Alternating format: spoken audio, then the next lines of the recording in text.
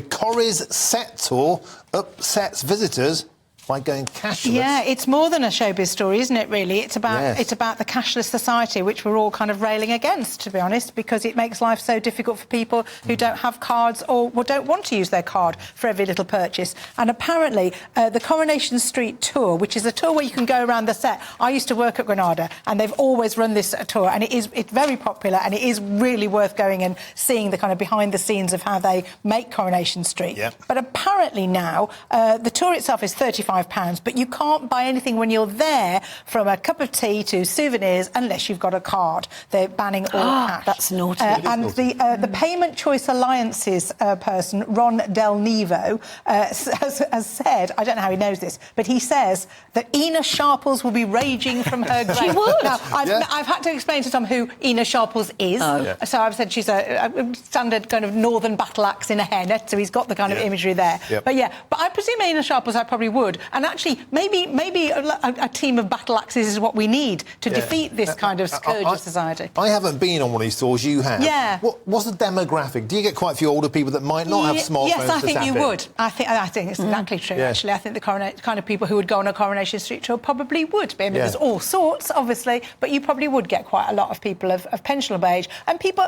you know, who just don't have those kind of... And even if you have a card, do you want to pay for a cup of tea or a bottle of water on your card? I mean, your statement is just like miles long when you do that kind of thing. It's very hard to keep track of what you're doing. I don't like looking at my bank statement because it's just pub. It's a nice potted history. Yeah, that's just me. But Tom, on a serious point, you know, this kind of erosion of cash is gathering apace, and if it's reaching places as far-flung as the Corrie set tour, it's becoming something that a lot of people are feeling quite cross about. Oh, definitely. And I think it's one of those things where just because, say, the vast majority of people, at least the kind of, you know, most people can kind of bump along with this, they can adapt, whatever. There's always going to be that proportion of the population who can't. It's like a similar discussion about ticket offices at train stations and things like that. Just because it's straightforward in theory doesn't mean it's straightforward in practice, particularly if you're a little bit older, particularly if you work with cash day to day.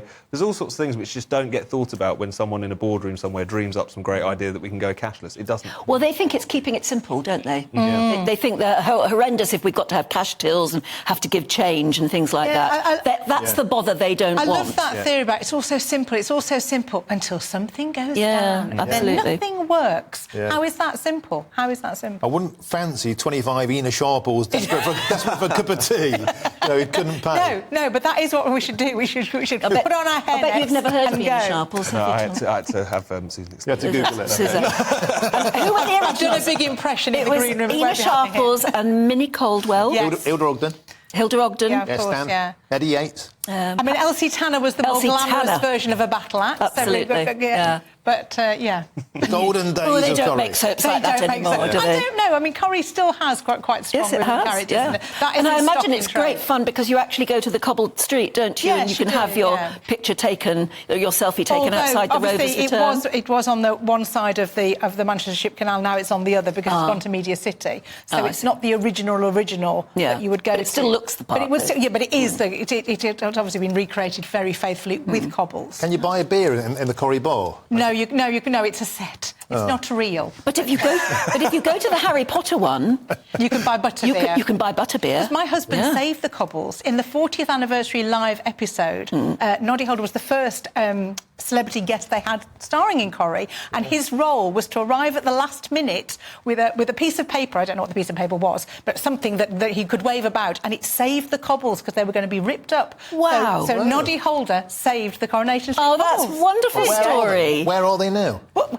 they're on the street. They're still there. But they were going to pull them up and put tarmac down instead. Nice one, Nod.